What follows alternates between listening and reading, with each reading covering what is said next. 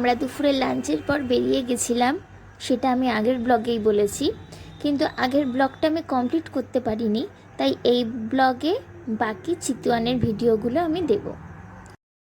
রাস্তায় যেতে যেতে নানান রকম সৌন্দর্য উপভোগ করছিলাম, কখনো জঙ্গল আসছে, কখনো পাহাড় আসছে। তো চিতওয়ান হচ্ছে পাহাড়ের ওপরেই অবস্থিত। প্রথম দিকটা জঙ্গলের মধ্যে দিয়ে গেছিল এবং পরে আমরা পাহাড়ে উঠেছিলাম। সামনে অনেক উঁচু উঁচু পাহাড়ও দেখতে পাচ্ছিলাম, একের পিছনে আরেক পাহাড়, বেশ সুন্দর লাগছিল। এই যে সামনের পাহাড়গুলো খুব সুন্দর, একের পিছনে আরেক, বেশ উঁচু উঁচু পাহাড়, ওর মধ্যে দিয়ে আমরা যাচ্ছিলাম। কি সুন্দর রং পাহাড়গুলোর, একদম মন মুগ্ধ হয়ে যাচ্ছিল। সামনে মার্কেটও ছিল, বাজারও ছিল। আমরা মাঝখানে এক একটা জায়গায় নেমেছিলাম, নেমে দাঁড়িয়ে চা খেয়েছিলাম। সেখানে বাজার ছিল এবং আমরা ওখানে সবাই মিলে সেইখানে মজা করেছিলাম কয়েকটা ছেলে মেয়ের সাথে। সেখানকার বাচ্চাদের আমি কিছু লজেন্স দিয়েছিলাম, ওরা খুব আনন্দ পেয়েছিল এবং আমার সাথে অনেক ফটো তুলেছিল। ওখানে কয়েকটা বাচ্চাও ছিল এবং বাচ্চাগুলোর মাও ছিল।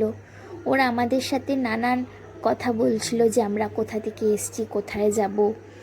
ওরাও খুব মজা করেছিল আমাদের সাথে। পাহাড়ে এসে গাড়িটা যখন প্রথম পাহাড়ে ওঠে তখন তার মজাই আলাদা থাকে।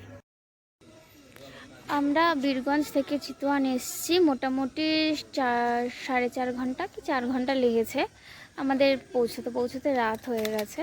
তো এইটা হচ্ছে আমাদের চিতওয়ানের হোটেল, বেশ সুন্দর হোটেলটা। নাম হচ্ছে জঙ্গল সাফারি।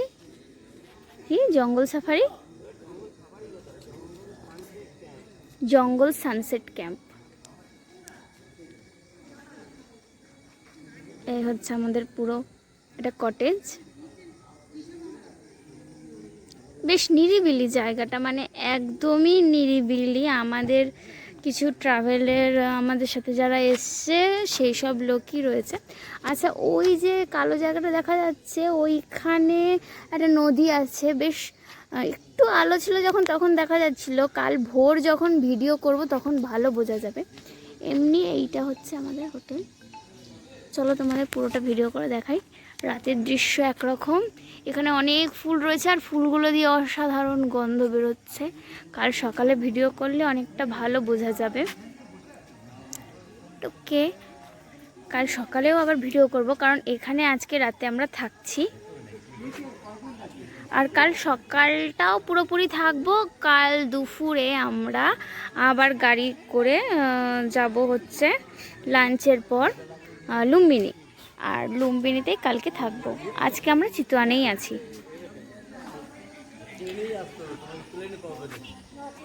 এখানে আমাদের রান্না খাওয়া দাওয়া হচ্ছে, আমাদেরই সব লোক এরা।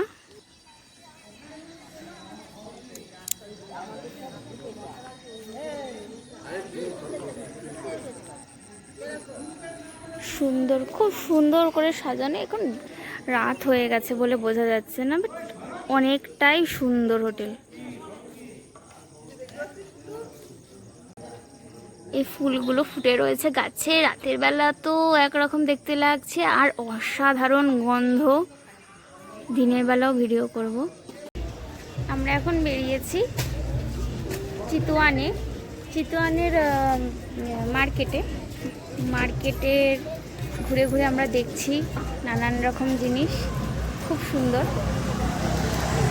এখানকার পরিবেশ, এখানকার মানুষজন।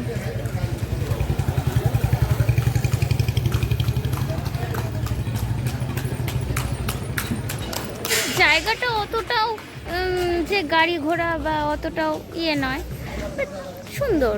আমাদের হোটেল অনেকটা ভিতরে, এই মার্কেটটা আমাদের হোটেল থেকে অনেকটাই দূর, অনেকটাই হেঁটে আসতে হয়।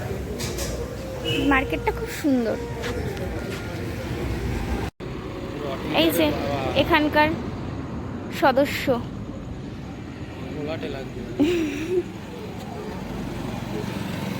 আসলে অন্ধকার তো জায়গাটা।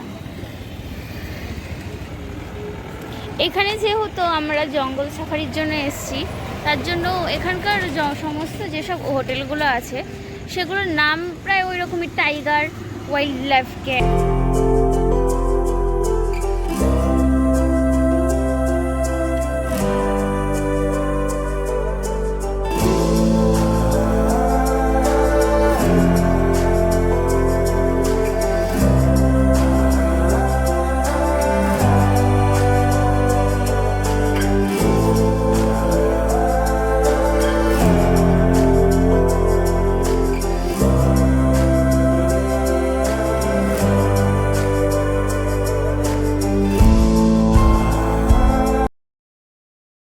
দোকানগুলো খুব সুন্দর করে সাজানো, দেখুন প্রতিটি দোকান খুব সুন্দর, আর রাস্তাঘাট খুবই পরিষ্কার পরিচ্ছন্ন।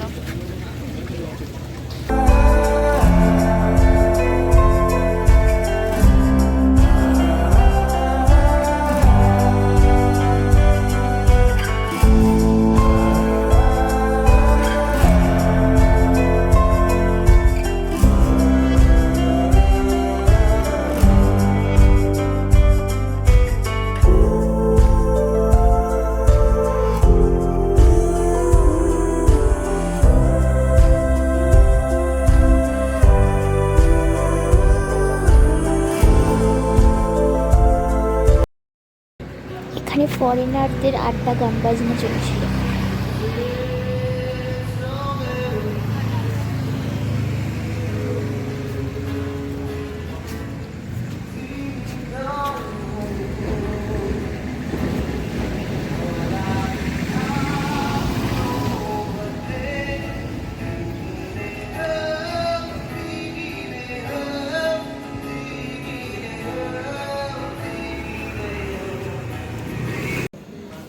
দেখুন এই দোকানের ওপরটা ভুট্টা দিয়ে সাজানো, সুন্দর।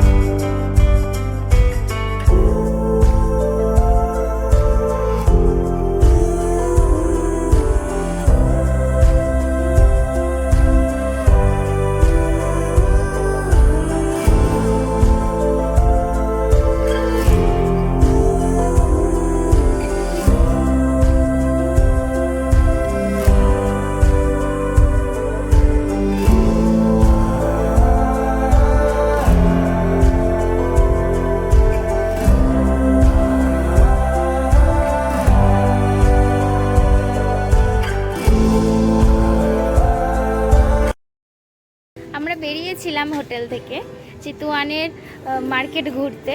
খুব সুন্দর লাগলো, খুব সুন্দর এখানকার দোকানগুলো, খুব সুন্দর অ্যাম্বিয়েন্স, খুব ভালো লাগছে ঘুরে। তো এবার আমরা ঘুরে ফিরে হোটেলের দিকে যাচ্ছি, কারণ কাল অনেক সকালে বেরোতে হবে। মোটামুটি ওই 7টার মধ্যে তো বেরিয়েই যেতে হবে রেডি হয়ে। কালকে আমাদের জঙ্গল সাফারি আছে চিতওয়ানে। তো চলো আবার পরে দেখা হচ্ছে।